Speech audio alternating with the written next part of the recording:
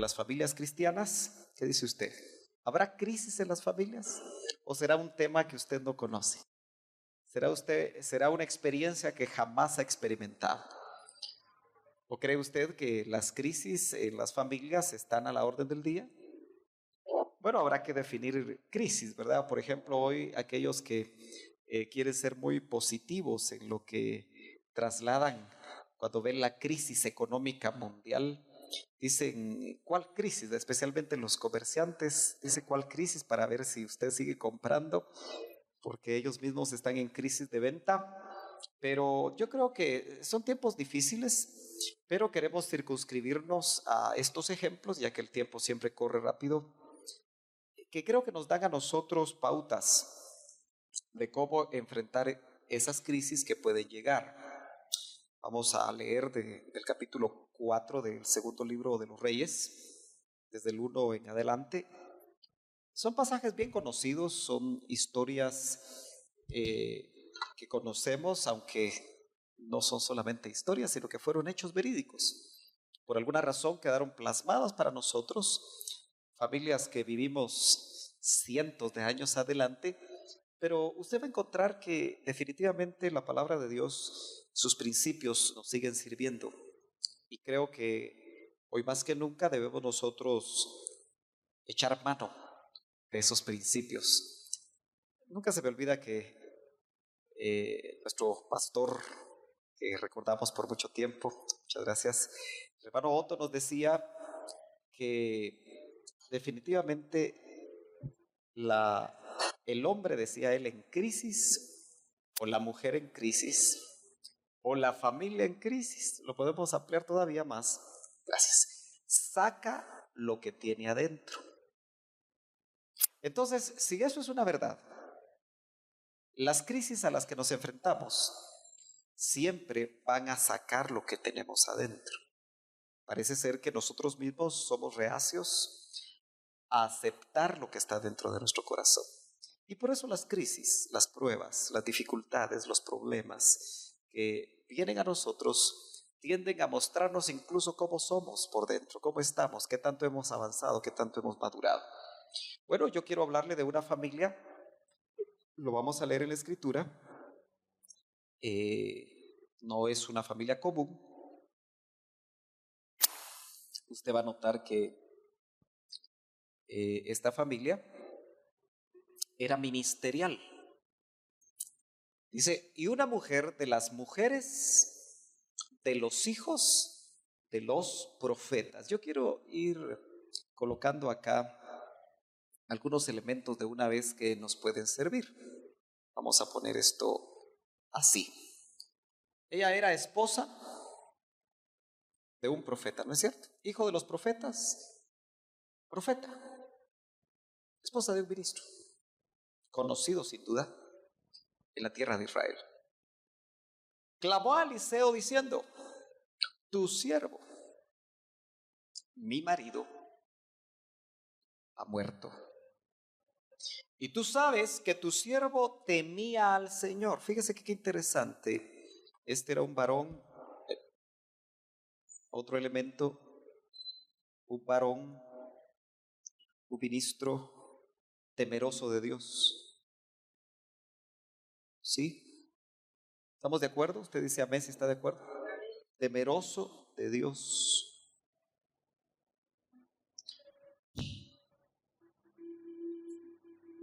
Y ha venido el acreedor. En esta familia la crisis venía en forma de acreedor. Lo subrayo porque hay muchas clases de acreedores que llegan a tocar la puerta de las familias. Aunque este acreedor, la historia nos muestra que era un hombre que había prestado dinero o algunos bienes o no sabemos qué exactamente, pero él iba a cobrar lo que le debía a esta familia. Dice, y ha venido el acreedor a tomar a mis 2 hijos como esclavos. Entonces los hijos, la crisis financiera en ese momento estaba llevando a los hijos a convertirlos en esclavos. Note usted cómo las crisis pueden hacer que lo que tal vez los padres hacen mal afecte a los hijos. Tenemos que dar el contexto histórico. El acreedor era un acreedor, sin duda había dinero de por medio, bienes, y en esos tiempos, cuando no había que pagar, se llevaban a los hijos y después de los hijos a los padres como esclavos, como siervos, como sirvientes, ¿no es cierto? Usted recordará que otra parte de la escritura, siempre del mismo contexto antiguo, muestra a un José que precisamente cuando hay abundancia en Egipto guarda trigo y guarda cereales y guarda comida en graneros, dice la escritura. Y los egipcios primero gastaron su dinero, después vendieron sus bienes y al final, como eran 7 años de hambruna, le dijeron, bueno, tómanos como tus siervos, como tus esclavos, ¿verdad? Cómpranos, en otras palabras, pero no nos queremos morir de hambre. Entonces, cuando ya no había nada, se lo podían vender. Hoy la ética de los países llamados modernos, ¿no? Y las leyes actuales y la constitución de la república, afortunadamente, pues no hace que usted, si debe y no tiene cómo pagar, pues se lo lleven de sirviente, ¿verdad? Me imagino que todavía existen lugares en Asia, en África, lugares recónditos donde probablemente esto todavía se da. Sin embargo, note usted por lo menos estos 4 aspectos, aunque yo creo que podemos entresacar más, que son dignos de que los estudiemos y que los apliquemos porque estamos hablando de familias en crisis. Puede ser que nosotros actualmente estemos en alguna clase de crisis, no tanto económica, pero sí puede ser que pensemos que ser esposa de un hombre que teme a Dios no es suficiente, ni es garantía para no estar en crisis. Eso quiere decir que el matrimonio cristiano no es una utopía, el matrimonio cristiano no es un concepto, ¿qué diría yo? Eh, sin ningún tipo de problema, o sea, no se garantiza que usted como cristiano o que tenga una familia cristiana todo va a estar bien y que no van a llegar las crisis. De hecho, yo diría, hermano, que las crisis en los matrimonios, en las familias cristianas, están ahí continuamente. Si alguien está interesado en que las familias cristianas fracasen y que las familias cristianas se destruyan, es el enemigo de nuestras almas. Dice, y Eliseo le dijo, note usted que esta esposa buscó a otro profeta.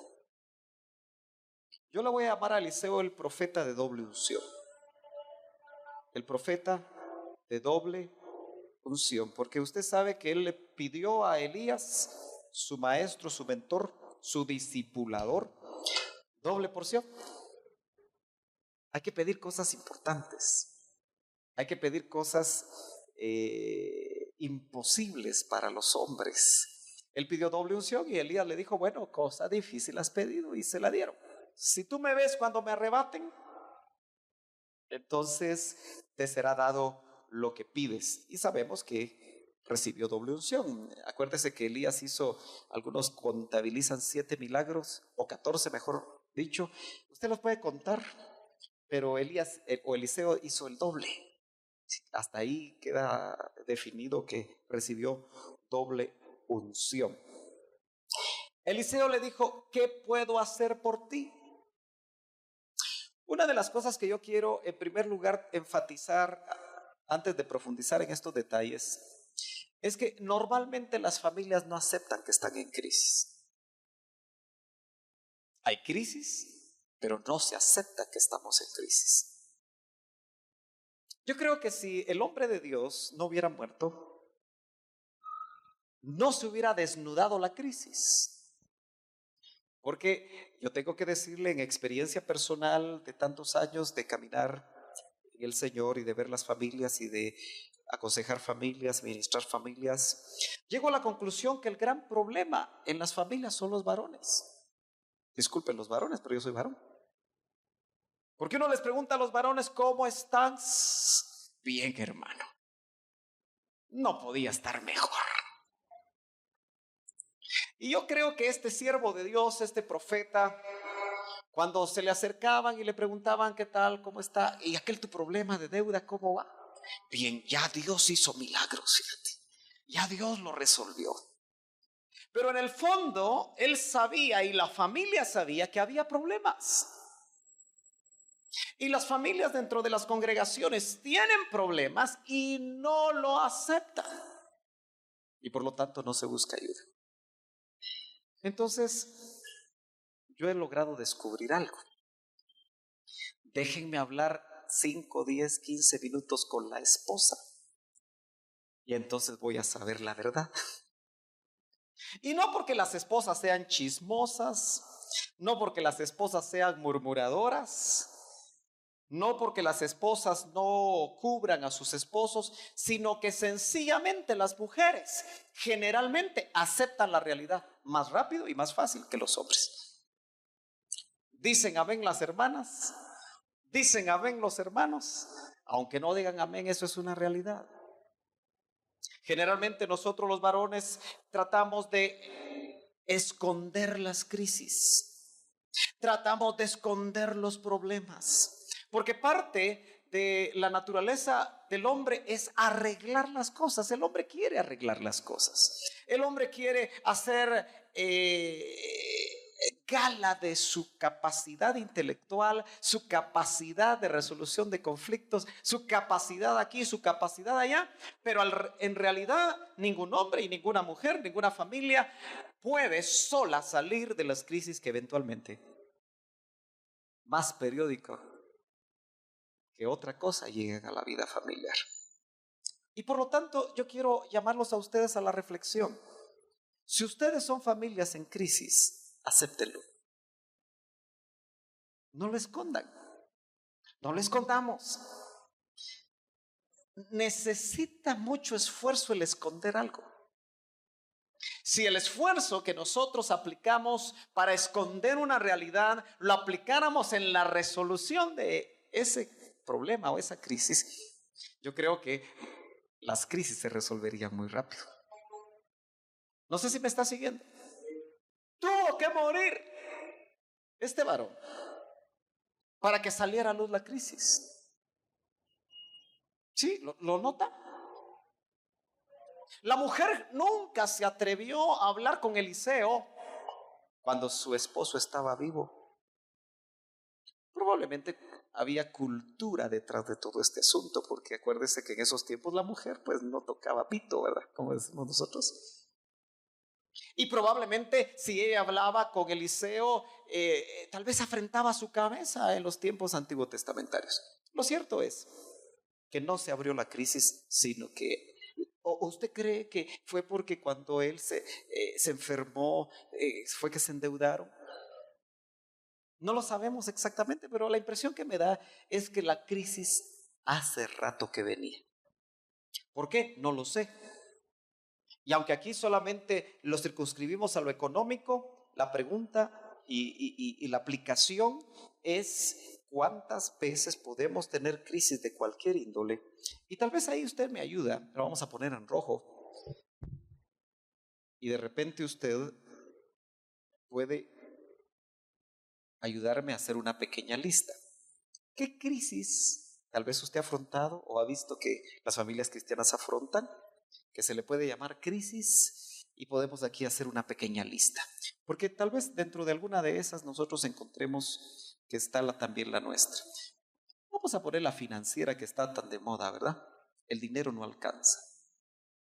¿Qué otra crisis usted puede nombrar acá? Crisis emocional. Hay crisis emocionales, claro, en uno o varios miembros de una familia. ¿Qué otra crisis usted ubicaría aquí? Enfermedad, sí. Crisis de, vamos a poner enfermedad, sí, o salud, pero vamos a ponerlo como enfermedad. No hay crisis de salud, sino que hay crisis de enfermedad, ¿verdad? ¿Qué otra cosa usted puede poner aquí como crisis? ¿Crisis? Sí, hay crisis espirituales en uno de los miembros o en toda la familia. Acuérdese que cuando uno de los miembros, lo voy a ampliar de esta manera, dice, cuando uno de los miembros se duele, hablando del cuerpo, dice, todo el cuerpo se duele. Cuando una familia tiene problemas, toda la familia se duele. Si es una familia sensible y una familia normal. ¿Qué más? ¿Qué más? ¿Qué más? ¿Qué más crisis hay? Los vicios dentro de las familias cristianas, hermano, ¿cómo es posible que haya vicios? Hay vicios a veces dentro de las familias cristianas que nos llevan a crisis. ¿Qué otra cosa? A ver, ¿no escucho? Peleas. ¿Por qué no te vienes más cerca? Violencia voy a poner aquí, ¿verdad? Violencia. ¿Qué otra cosa? ¿Qué otra cosa? ¿Qué otra cosa? Ok, ¿cómo lo pondríamos? Conflictos ancestrales. Pues eso está grueso, ¿verdad? Ancestrales. ¿Qué más? Hay crisis de comunicación, sí, cuando no hay comunicación se viene la crisis. ¿Qué más, hermanos? En el contexto familiar. Crisis vocacionales vamos a poner. Y también vocacionales, tal vez ampliemos aquí, crisis de trabajo. A veces no hay trabajo, ¿verdad? Y eso genera crisis, aunque va con la financiera. Bueno, ya vamos 10. Tal vez podríamos hacer una gran lista, ¿verdad? Vamos a dejarlo ahí por lo menos. Y en cualquiera de estas podremos nosotros estar. Voy a agregar una aquí. Los hijos, la educación de los hijos, educación, no solo la educación que reciben, sino que la educación, la instrucción dentro de casa, educación de los hijos, eso genera mucha crisis dentro de los matrimonios cristianos, ¿verdad? Ahí usted podría ampliar y si usted quiere lo hace. Pero, insisto, no solamente es haber llegado al conocimiento de Dios. Este era un profeta, su esposa indudablemente también había sido bendecida, y este varón no era un cualquiera. Este varón no era un cristianoide, no era solo un asistente a la iglesia, este era un ministro. Ejercía una función muy importante dentro del trabajo, pero lo más interesante para mí es que era un hombre temeroso de Dios. Cuando tengo oportunidad de hablar con mis hijas, yo les digo, miren, ojalá ustedes se fijen cuando se casen que en un hombre que ame a Dios, que sea temeroso de Dios. Porque si nos fijamos solamente si tiene profesión, si tiene ojos bonitos, los ojos bonitos se arruinan, los cuerpos musculosos se ponen bofos y salen panzas. Sí, o sea, esas cosas son pasajeras. Aún si tiene buen testimonio y buenos sentimientos, esas cosas cambian. Pero si es un hombre temeroso de Dios, un hombre que ame a Dios, yo creo que van bien. Tanto los varones como las mujeres, yo creo que deben de buscar gente que tema a Dios. Pero note que no es garantía para que no haya crisis.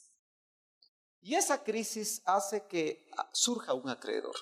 Ahora, podríamos hablar bastante sobre esta figura que para ellos era muy literal, pero para nosotros se puede volver algo de otro orden. ¿Cree usted que hay acreedores que llegan a tocar la puerta de las familias, incluso ancestralmente, para querer tomar posesión de los hijos? Sí, ahí es donde yo creo que sí, estos conflictos ancestrales hace que un acreedor, ¿qué es un acreedor? Es uno que tiene derechos, ¿sí? Por ejemplo, un acreedor que usted le debe dinero, él tiene el derecho, porque tal vez tiene un acta, tiene un contrato, tiene algo que usted firmó, un pagaré, y con ese documento él llega y tiene derecho a que usted le pague. Por ahí he oído yo que la ley dice que por deuda no hay cárcel, ¿verdad? ¿Es cierto eso? ¿O no? ¿Ahora ya? Bueno, pero eso ya es una estafa, ¿verdad? Eso está tipificado como estafa, ¿verdad? El que gira cheques sin fondos, pero todavía creo que sigue el concepto de que por deuda, si usted me presta 5,000 quetzales y yo no se los pago, no me puede meter a la cárcel, así que por favor. Bueno, a ver si usted despierta. Y de eso se agarra mucha gente para no pagar. Sin embargo, si en una familia los padres han cedido derechos en el pasado, hay acreedores hasta espirituales que pueden llegar cíclicamente a tocar la puerta. Y como no se pagó, ¿y cuántos saben que todas las actas que nos eran contrarias, como dice la Escritura, ya fueron pagadas, ya fueron canceladas, como dice la palabra, por el sacrificio de Cristo? Él pagó el precio. El problema es que esa es una teoría para muchas familias. Y hay cosas que puedan estar ahí, como decía Abel, conflictos ancestrales, que pueden ser acreedores que le van a tomar el lugar, o van a tomar, mejor dicho, derechos para hacer de los hijos o de los cónyuges esclavos de algo. Lo voy a poner así más sencillo. Todos sabemos cómo las herencias ancestrales hacen que surjan problemas en las familias. Un abuelo alcohólico, ¿no es cierto que muchas veces el padre tiene las tendencias alcohólicas y los hijos nacen con las tendencias alcohólicas? Sí. Usted sabe que qué triste es saber que hoy en día hay niños que nacen con SIDA, con el VIH positivo. ¿Sí? ¿Es cierto o no es cierto? Sí, ¿verdad? Las decisiones de la madre o del padre, que tal vez contagia a la madre y la madre contagia al hijo, si usted nota, ahí hay un acreedor que va a tomar la vida literalmente en poco tiempo de ese hijo. Usted sabe que se pide que las embarazadas no fumen cuando están embarazadas, porque me parece que la nicotina no solo puede provocar un aborto, sino que también puede generar cierta dependencia ya a la nicotina. Bueno, esos son ejemplos que sabemos que se dan en la realidad. ¿Cómo no van a ser también aquellos que espiritualmente pueden hacer que una familia, y ojo, en una casa, cuando la Biblia habla de casas no está hablando de el único nivel familiar que es el actual, sino que cuando habla de la casa de fulano de tal, está hablando de todos sus ancestros, atrás y adelante. Cuando dice la casa de David, está hablando de sus hijos y de sus nietos y de sus tataranietos. Cuando entonces vamos a decir la casa de fulano de tal, estamos hablando en los que todavía no han nacido. Y los acreedores pueden aparecer. ¿Sabe usted que hay espíritus familiares? Que algún abuelo que creía en ciertas cosas de hechicerías o de espiritismos hacen en actividades raras, que algunos no creen, pero que sí son ciertas, y entregan a sus hijos a un espíritu guardián. Y eso pudo haber pasado en el tatarabuelo, en el abuelo, en el padre. Y lo tremendo es que ese espíritu se la cree que tiene que guardar a toda esa familia. Y el hijo o el nieto no sabe lo que hizo el abuelo, pero ese espíritu está guardándolo. Y muchas veces eso hace que se den conflictos y son acreedores, tienen derechos, se cedieron derechos. Entonces nosotros tenemos hoy en día que tratar de darnos cuenta que la crisis en una familia puede ser por un acreedor, no que se le deba dinero, pero que sí hay cosas que se entregaron. Hermanos amados, la administración usted sabe que sigue sacando a luz ese tipo de situaciones y los puede convertir en esclavos. Muy bien. Eliseo le dijo, ¿qué puedo hacer por ti? Esa palabra a mí me indica que tuvo que llegar un momento en el que la persona necesitada, la familia necesitada. Hermano amado, si hay una familia en crisis, ¿quién debe buscar ayuda primero? En una familia cristiana, ¿quién? El varón, digámoslo así, a voz en cuello, yo lo voy a decir con ganas. El varón. Yo en mi carrera ministerial tengo que reconocer que casi nunca es el varón el que busca la ayuda. Casi siempre, cuando ya no aguanta, es la esposa. Familias en crisis. Aquí fue la mujer, para ser bíblicos y para llenar la estadística. No fue el varón. Y me temo que estamos en pleno siglo XXI y sigue siendo la mujer la que busca ayuda. Yo quiero animar a los varones que hay aquí, las cabezas que hay aquí, que cuando haya crisis busquen ayuda, busquen al siervo de Dios. Porque si no se busca al siervo de Dios, puede ser que no haya solución tan fácil, porque déjeme decirte, o déjeme recordarles que las familias en crisis, el sacerdote de casa es el varón. Y hay crisis que se pueden solucionar sin problemas cuando el varón juega su papel. Pero cuando no se puede de ninguna manera, entonces para eso Dios ha dejado en todas las generaciones siervos de Dios. Aquí había uno, y qué siervazo, ¿verdad? Este sí era siervo, porque fue el dulos de Elías. ¿Se acuerda que en escuela dominical estamos viendo lo que es el siervo? Fue literalmente el sirviente de Elías. Mire, hermano, la Biblia no dice, déjeme hacer un paréntesis rapidito, pero la Biblia no dice, para que usted conozca quién era Eliseo, la Biblia no dice de dónde venía Elías. Elías es algo raro porque aparece. No se le ve genealogía, muy fácil. No se le ve. Aparece ahí Elías. No sabemos dónde estudió.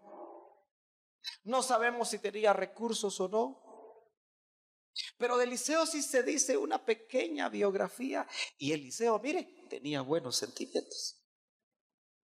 12 yuntas de bueyes arando. Usted imagínese, en nuestra Guatemala ya no se ara, pero creo que todavía algunos lo hacen. ¿Qué extensión se necesitará para arar con un buey o con una yunta de bueyes? ¿Qué extensión se necesitará una sola yunta de bueyes? Piense un ratito. Así de lo que usted ha visto. Bastante, ¿no? Porque los bueyes, aunque sea despacio, caminan y tienen fuerza. Él araba con 12 yuntas de bueyes simultáneamente. Ese era terrateniente usted. Si hubiera habido un marxista en ese tiempo, hubiera sido que era un oligopolio y que no sé qué cosas, ¿verdad? Que dicen los marxistas. Tenía tierra y la trabajaba, no la tenía ociosa. Era un hombre ocupado. Por eso usted tiene que recordar que cuando Dios llama gente ocupada. Dios nunca llama gente desocupada. La gente que se llama a sí misma porque está desocupada siempre se nota. Ahora, ¿usted se imagina qué beneficios le daba a él tener buena tierra, yo me imagino que no podía él arar solito, tenía siervos? Y después se volvió el corre, ve y dile de Elías. Siervo. Qué lindo, ¿verdad? Que él no tuvo, no era así creidón, ¿verdad? Por lo que había tenido. Uno encuentra a veces en las iglesias gente creidona por lo que ha tenido o por lo que cree que tiene y no tiene. Pero ese era Eliseo. Era un siervo con doble unción. No podemos hablar mucho de Eliseo porque el tema no es Eliseo, pero usted ha visto ya en el pasado cosas de Eliseo. Dice, Eliseo dijo, ¿qué puedo hacer por ti? Dime qué tienes en casa. Fíjese que Eliseo responde con una pregunta interesante. ¿Qué tienes en casa? Yo he visto y he oído muchos mensajes que con esa frase le sacan la plata a la gente. ¿Cierto o no?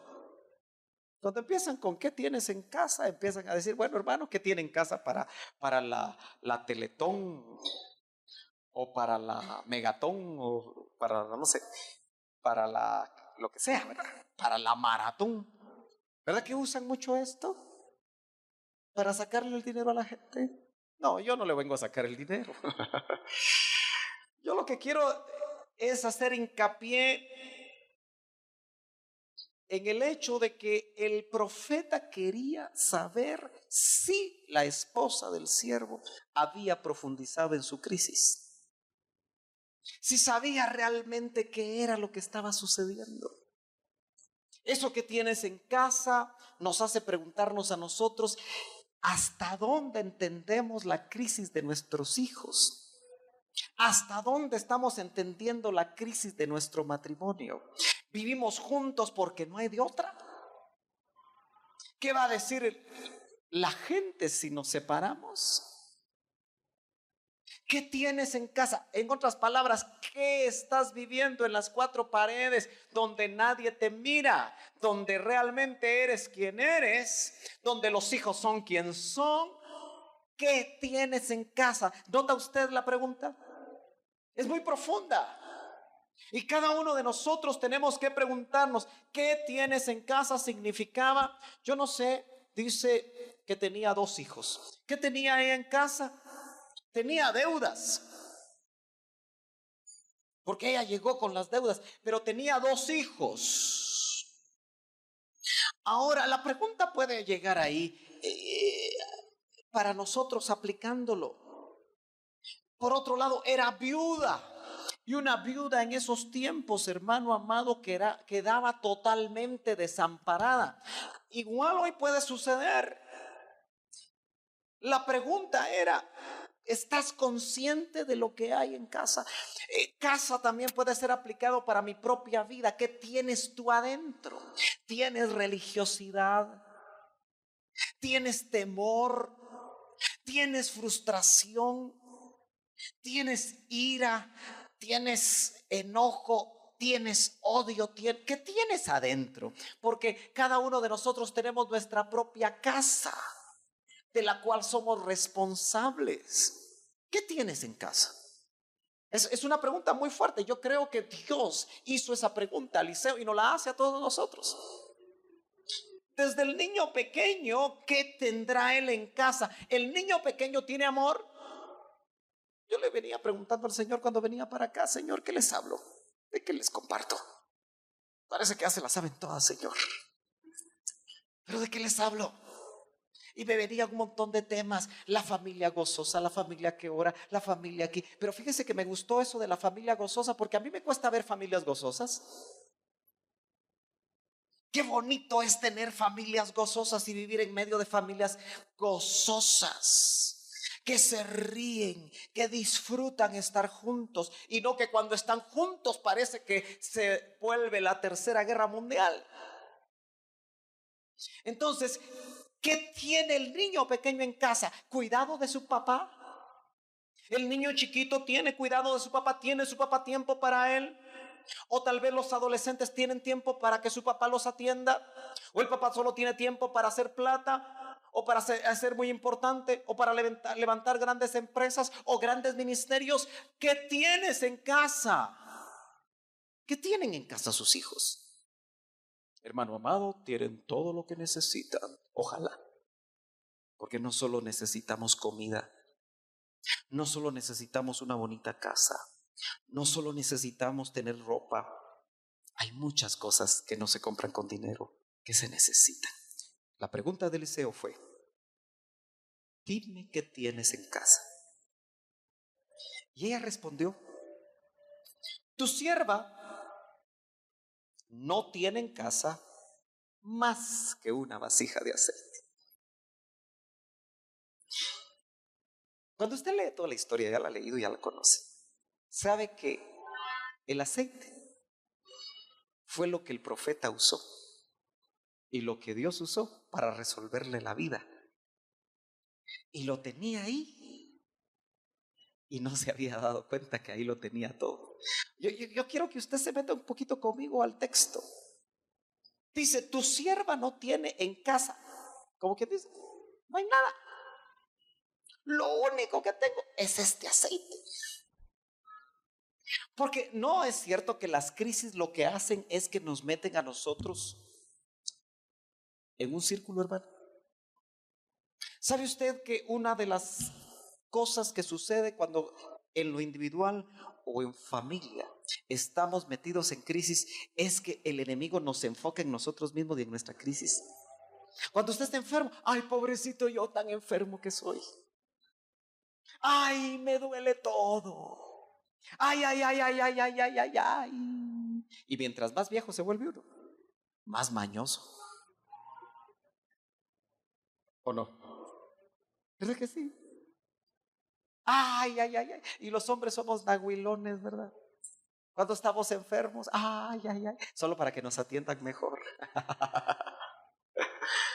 Pero note usted que ella no se estaba dando cuenta.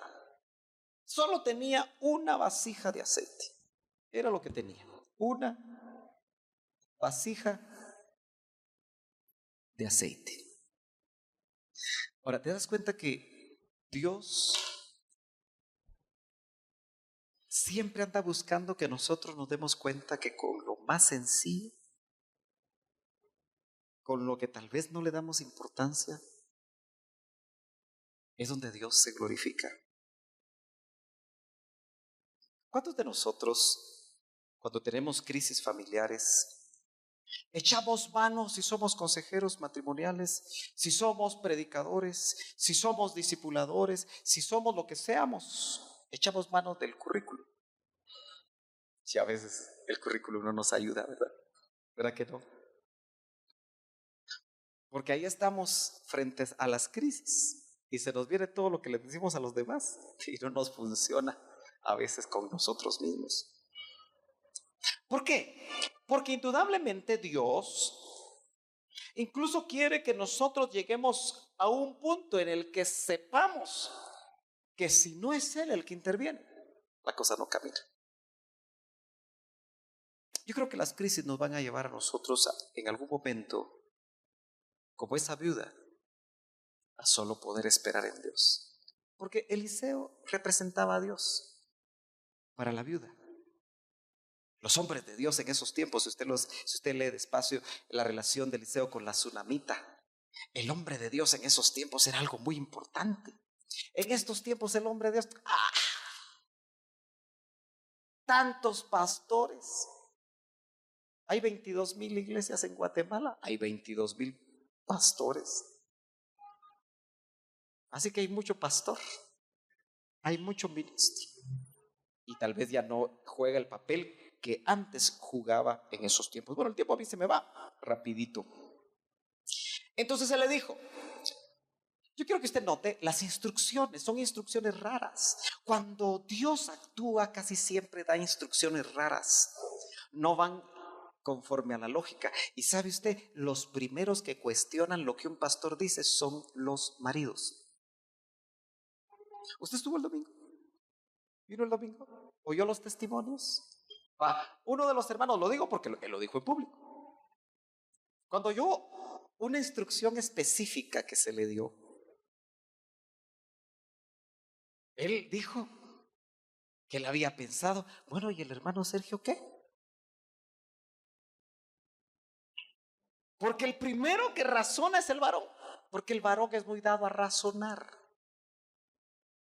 Se lo pongo de ejemplo porque fue público. Yo no estoy hablando mal del hermano. ¿Me está entendiendo el espíritu con lo que estoy diciendo? Lo diría si él estuviera acá. Porque él lo dijo como un testimonio. Porque se razona lo que dice el ministro, porque se cree que es hombre. Lo que está diciendo es de él. Y claro, uno debe discernir. Esta mujer tenía que discernir si al profeta se le había ido la chaveta. Y si lo que estaba diciendo era una locura. Porque lo que va a decir es una tontera. Muchas veces lo que Dios dice nos parece tontera. ¿Y sabe por qué es lindo muchas veces la forma como la palabra la toma la esposa, la toma la mujer? Porque las mujeres creen más. Son más sensibles a la voz de Dios. Ahora, eso es algo que vemos en la realidad, pero yo creo que Dios no quiere que sea así. Si Él pone por cabeza a los varones, es porque nosotros debemos de aprender a ser sensibles a la voz de Dios. ¿Amén o no amén? Están muy serios ustedes, ¿verdad? Dice ve, pide vasijas prestadas por todas partes, de todos tus vecinos, vasijas vacías. No pidas pocas. Solo hay que saber si podemos hablar un montón. Pero tengo que correr porque está el otro ejemplo. Si no, el otro sábado, ¿verdad? Al otro sábado estamos en retiro. Mejor el siguiente. Pero fíjese usted que es raro. ¿Usted cree que ella había pedido prestado? Si estaba en crisis financiera. Yo creo que sí. Ya los vecinos estaban hasta aquí. ¿Usted ha tenido vecinos que en algún momento de su vida le van a pedir prestado? Una tacita de frijol, una tacita de café, una tacita. ¿Ha tenido usted experiencias así? Tal vez usted alguna vez lo hizo frente a una crisis y uno cae mal. Me imagino que en las casas también agarran aquellos carteles que ponen en las tiendas: fiado murió, mala paga lo mató. Tal vez usted no lo quiere hacer, pero le dan ganas, ¿verdad? Aquellos vecinos: vos préstame tu piocha, vos préstame tu no sé qué, y nunca las devuelven usted. Bueno, lo cierto es que yo le aseguro que ella en su crisis fue a tocar puertas, porque primero tocamos las puertas de los hombres. La mayoría de nosotros estamos en crisis y lo último que hacemos, como quien dice, no me queda otra, es buscar a Dios. Y acuérdese que buscar a Dios muchas veces significa buscar al ministro, buscar al que me discipula, buscar al que yo reconozco que me puede ayudar. Es lo último que hacemos. Haber dicho a la viuda, y lo peor es que ya ni me quieren ver mis vecinos. Pero ¿sabe qué? Ella dijo, bueno, como aquella otra viuda. Qué casualidad que Elías también tuvo una experiencia con otra viuda, ¿verdad? Mire, el discipulado que tuvo Elías y las experiencias que tuvo Elías con esa viuda, de alguna manera le ha haber servido a Eliseo porque tuvo otra viuda. Muy parecidos los casos, ¿verdad? Solo que ahí sí que de una vez Eliseo, o mejor dicho Elías, lo que quería es: dame lo que tienes. También lo pide, ¿verdad? Dame lo que tienes. Y se lo comió. Ese sí que de una vez, va usted. Aquí Eliseo, si usted quiere más sabiamente, solo quiere que ella pida. Dice: ve, pide. Fíjese que cuando Dios da instrucciones, siempre hace que nosotros nos movamos rápido. Hermanos amados, la vida cristiana nunca es de estar quieto, nunca es de estar detenido. El diablo nos quiere detener, el mundo nos quiere detener, las crisis nos quiere detener. Mire usted, yo estoy acostumbrado que cada vez que una familia se pone a servir, cataplum, a los 15 días ya están en crisis. Yo lo he visto 1, 2 y 3 veces. Así que si usted sirve al Señor y quiere servir al Señor, prepárese. Porque Dios quiere formar un carácter. Yo he visto pastores que cuando empiezan su ministerio en un genuino llamado, vienen las crisis. ¿Tú te recuerdas del llamado de tu hermano? ¿Hace como cuántos años? ¿Como 15? Yo lo recuerdo bien. Cuando este hermano decidió y creyó que tenía un llamado de Dios, empezó a pastorear. ¿Y sabe qué? Su segunda hija aparece con cáncer. Su segunda hija con cáncer. Eso era suficiente para dejar el llamado. Y yo no sé si él tuvo la crisis o no de decir: Señor, ahora que te voy a servir, porque yo eso lo oigo continuamente. Ahora que te estoy sirviendo, ahora que aquí, ahora que allá, porque le pasamos la factura a Dios. Si eso lo hacemos por amor, si no, no lo hagamos. Me recuerdo también que indudablemente el carácter de este varón fue probado. ¿Y sabe qué es lo más tremendo? Que cuando él escoge ir al ministerio, vende su negocio. Entonces no había con qué. Porque Dios te quiere probar. A ver si vas a tener el carácter para enfrentar las crisis. Y de alguna manera Dios tocó el corazón de las personas. ¿Sabe cuánto costaban las inyecciones para esa niña? 850 quetzales de ese tiempo. Y yo creo que se las puso todas, ¿verdad? ¿Y sabe qué? Dios la sanó. Hasta el día de hoy, ahí está. Hace pasteles y ricos. Por si acaso quiere, ¿verdad? De una vez comercial. ¿Qué era lo que estaba haciendo Dios? Probando el carácter ministerial, no solo del varón, de toda la familia. Si él se hubiera echado para atrás ahí, ya no avanza. Ya no le sirve a Dios. ¿Y quién hubiera ganado? El enemigo. Entonces de una vez le digo, si usted está con mucho deseo de servir al Señor, mire, yo lo tengo probado matemáticamente. Ahí empiezan los hermanos con mucha gana. Aleluya, aquí vengo, que no sé qué, que no sé cuándo. Y aleluya. A la semana ya no los mira uno. Y uno los llama. ¿Y qué pasó que no te viste? Fíjese que se enfermó mi esposa. Fíjese que se enfermó mi esposa. Fíjese que me quitaron el trabajo. Digo yo. Entonces, el llamado es genuino. ¿Todavía quiere servir usted al Señor, hermano? Fíjese lo que está diciendo. Note. Ve por todas partes y pide prestadas todas las vasijas a tus vecinos, vasijas vacías. Cuando Dios quiere hacer algo, lo que pide es que nosotros nos vaciemos de lo humano, de lo que para nosotros es importante, de nuestros conocimientos, de nuestras ideas. Vasijas vacías. ¿Se acuerda usted que también en las bodas de Caná, cuando se hizo ese milagro, lo que quería el Señor fue, y lo que pidió fue 6 vasijas vacías? Nosotros tenemos que vaciarnos de lo que nosotros somos. Las familias en crisis, lo que va a servir muchas veces es para quitar nuestros conceptos.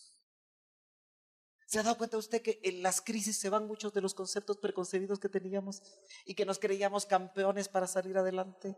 Que quizá nos había enseñado nuestro papá o nuestro abuelo o quién sabe quién. O tal vez ese orgullo espiritual de saber de que, puchicas, yo soy cristiano desde que nací. Y eso no existe, ¿verdad? Pero mi familia viene del Señor desde hace tiempo y entonces a mí no me pueden salir mal las cosas. No, el Señor te manda una crisis y chupluc, muchas de las cosas en las que basas tus criterios personales, en las crisis son quitados. ¿No es cierto?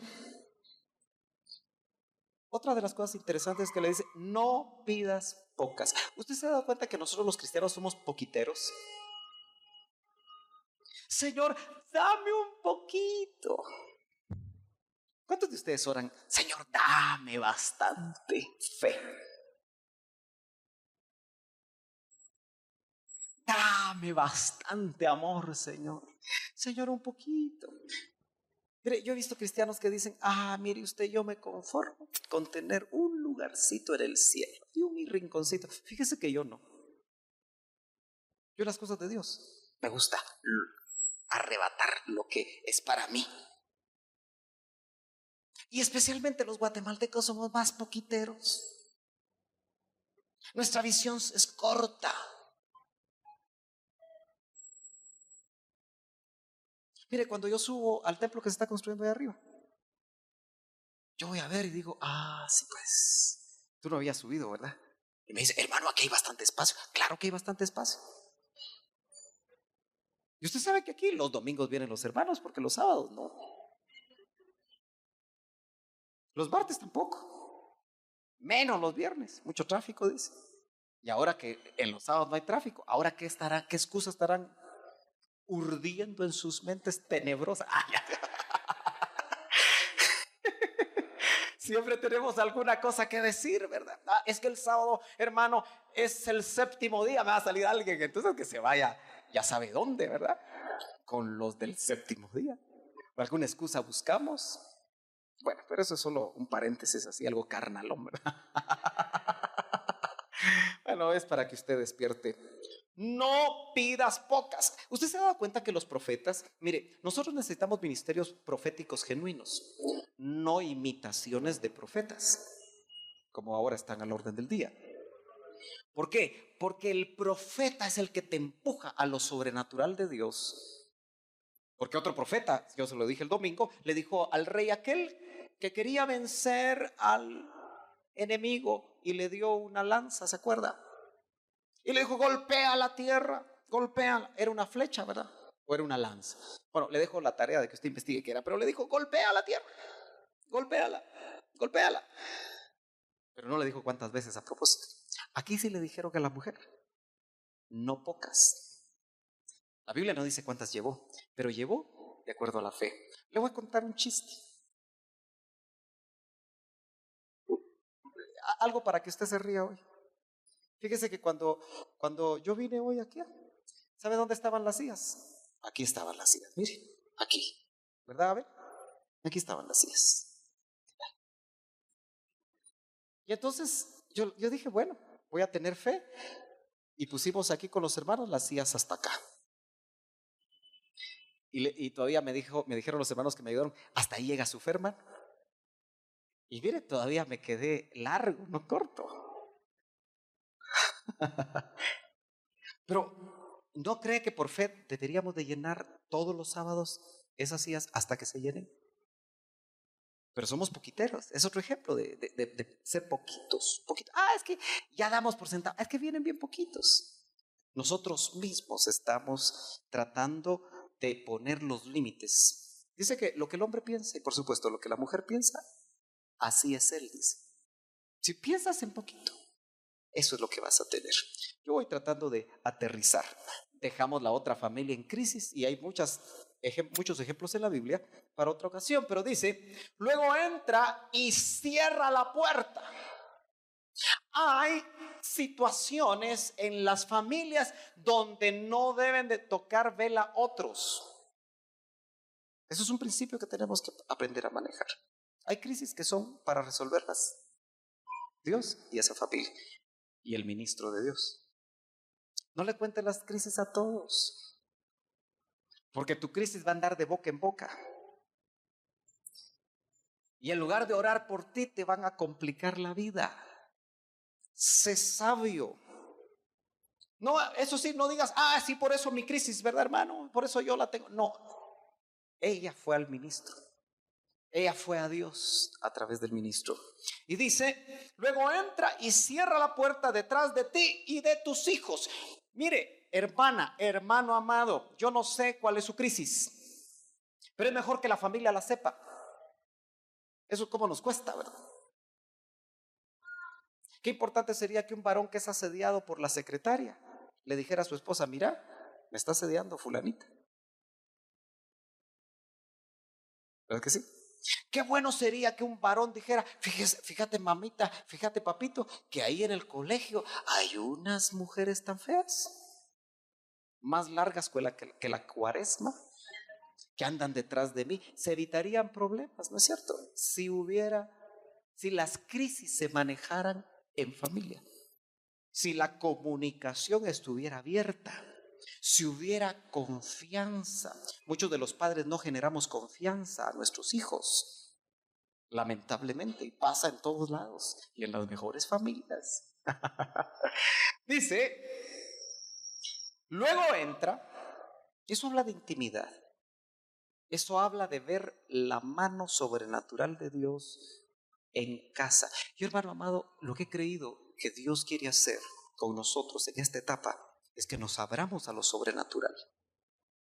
Lo sobrenatural, hermano amado, muchas veces no logra permanecer en grupos grandes.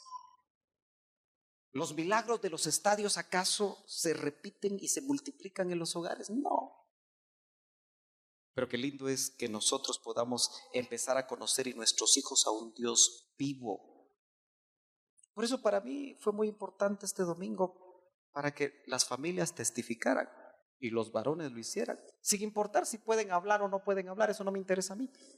Pero dígame si no hubo poder. A mí me escribió una hermana, me dice, hermano amado, qué lindo lo que pasó el domingo, porque indudablemente la bendijo a esa hermana. Pero qué lindo es que todos los hijos, que toda la familia, que el círculo familiar pueda ver la mano de Dios. Y aquí usted puede notar que había un pequeño círculo familiar de una viuda con sus 2 hijos. Y veamos para terminar lo que pasó. Yo quiero que usted lea despacio. Dice, entra y cierra la puerta detrás de ti y de tus hijos, y échase el aceite en todas estas vasijas. ¿Qué aceite? Según el contexto, ¿qué aceite? ¿Qué aceite tenía que echar en todas las vasijas? La vasija que tenía. Yo quiero que usted vea que había muchas vasijas. Ella pidió prestadas de todas clases y de todos tamaños y tenía una vasija. Y lo que le dice él es: toma el aceite, por supuesto, de esa una. Y si ella tenía una grande y la que estaba aquí era chiquita, la lógica que le indicaba, que cuando echara el aceite en la grande, le iba a quedar poco. Pero lo tremendo como pasó en la alimentación de los panes, de los 5 panes o de los 7 panes, según sea el caso, es que agarró el aceite y lo echó y se llenó la vasija más grande. Y después se pasó a la otra y siguió el aceite. Y se pasó a la otra y siguió el aceite. Y llenó las vasijas de acuerdo a su fe. El profeta le dijo: no pocas. Yo le quiero decir algo a usted. Dios no nos pone límites. Nosotros ponemos los límites. Fíjese que para uno de padre es bien difícil cuando los hijos dicen: mira, papá, me quiero ir al extranjero a sacar una maestría. Porque los hijos de esta generación, viviendo en lo que se llama la aldea global, quieren volar todos, ¿verdad? Sí.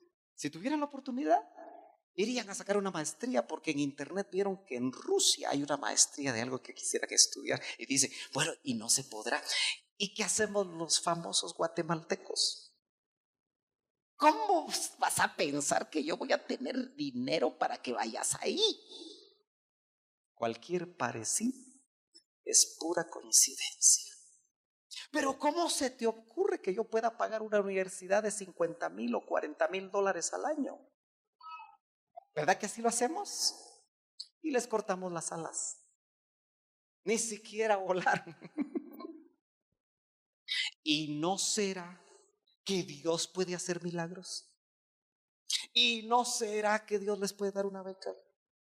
¿Y no será que se pueden dar circunstancias totalmente fuera de lo común? Porque Dios es así. Por eso le dijo: no pocas. Yo quisiera saber cuántas vasijas llevo ella. Pero tengo una idea así que puedo deducir del final del verso de este pasaje. A ver si usted está de acuerdo conmigo. Dice: y una cosa interesante es que le decía: y échase el aceite en todas estas vasijas, poniendo aparte las que están llenas. Poniendo aparte las que estén llenas. Yo noto algo. Dios quiere que nosotros visualicemos la manera como se operan los milagros. Quiere que nosotros estemos conscientes. Fíjese que yo he visto, mejor dicho, he oído personas que dicen: es que el tumor, ¿me permites? El tumor lo tenía aquí, se sentía, dice, y en mi mano se deshizo el tumor. Qué lindo, ¿no? ¿Usted ha tenido experiencias así? Deberíamos empezar a tenerlas, ¿verdad? Pasa que no nos animamos. Mejor hacemos una colecta para que le saquen la hernia. Más fácil, menos comprometidos. Los hijos miraban y me imagino que, yo no sé, ¿cree usted que la viuda se cansó? Se haber cansado, ¿verdad? Yo no sé cuántas vasijas eran. Tal vez uno de los hijos agarró la vasija milagrosa y siguió. No le estoy hablando de la rosa milagrosa, ni no le estoy hablando de nada de eso, ¿verdad? No se va a equivocar. Pero tal vez los hijos, si se cansó ella, le empezaron a ayudar. Vieron. Nuestros hijos necesitan ver milagros. Nuestros hijos necesitan ver que Dios es bueno. Aún en medio de las crisis, Dios es bueno. Y tiene cuidado de sus hijos y tiene cuidado de las familias. Yo termino. Hoy sí. Verso 5. Y ella se fue de su lado. Aquí solo están las instrucciones. Uno de los grandes problemas que hay es que uno tiene que aceptar la crisis. Luego tiene que buscar la ayuda. Seguir las instrucciones. Oírlas bien. Preguntar. Y después, finalmente, ponerlas en práctica. Mucha gente se queda en el último camino. El caso del que yo le hablaba del domingo. Oyó la instrucción. Razonó. Se fue. Y usted conoce el testimonio. ¿Le hablaría Dios? Hoy podemos decir, le habló Dios. Solo que usó a un flaco para hablarle. Y se cuestionó, porque cuando el hombre habla, siempre se cuestiona. Queremos ángeles alados de 6 alas para que nos hablen. Ministros poderosos y carismáticos que nos digan esto y nos digan aquello. No, Dios siempre actúa de la manera más normal de lo que nos imaginamos. Y sucedió, pero quiero leer el 5 completo. Y ella se fue de su lado y cerró la puerta tras sí de sus hijos. Siguió las instrucciones al pie de la letra.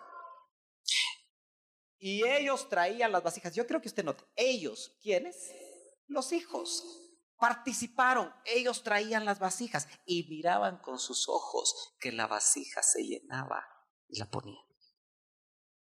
¿Nota usted cómo tenemos que hacer participar a nuestros hijos? Mire, la próxima vez que usted vaya a orar por un enfermo, llévese a su hijo, llévese a su hija. Y si Dios lo usa a usted para un milagro, su hijo lo va a ver. Llévese a su esposa, llévese a su esposo, que puedan ver. Disculpe que yo me detenga, pero veo cosas tan lindas acá que se las quiero compartir. Y dice, ellos traían las vasijas y ella echaba el aceite. Equipo, en medio de la crisis hay que trabajar juntos. ¿Sabe qué provoca las crisis? Separación.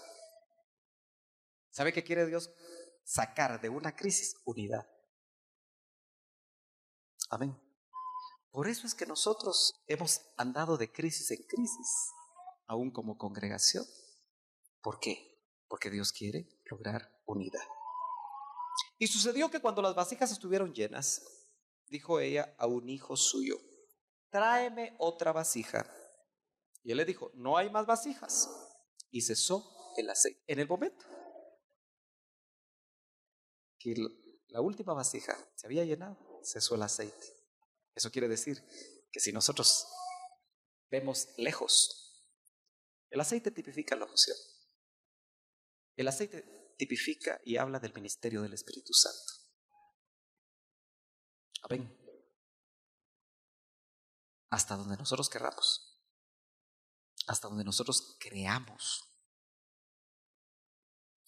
Y el verso 7 es el que yo le digo que yo creo que sí tuvo suficiente fe ella. Dice, entonces ella fue y se lo contó al hombre de Dios. Fíjese que no fue con los vecinos, fue con el hombre de Dios. Y él le dijo, ve. ¿Usted se ha dado cuenta que a veces las ovejas vienen cuando tienen el nudo? Como aquellos leprosos, ¿verdad? Cuando fueron a Jesús eran 10. Y cuando fueron sanados, solo uno regresó, solo el 10 regresó.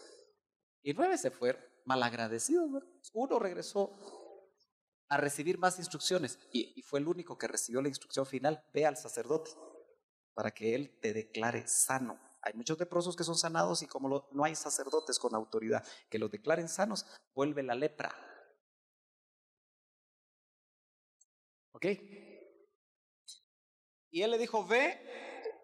Cuando ya estaba resuelto todo, ella hubiera podido ya no ir, pero fue. Recibió instrucciones después.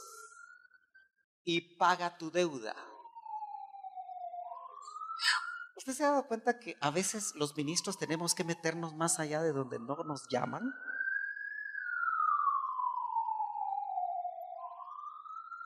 Porque ella encontró la manera a través del milagro de Dios de tener los recursos. Pero no dijo como la mayoría, bueno, entonces ahora hago lo que yo quiero. Yo le aseguro que en menos de un año hubiera estado otra vez endeudada. Pero como a veces decimos, ¿y él qué tiene que ver conmigo él? ¿Y por qué me va a decir cómo va a usar el dinero? Así hubiera podido decir ella. No, siguió instrucciones.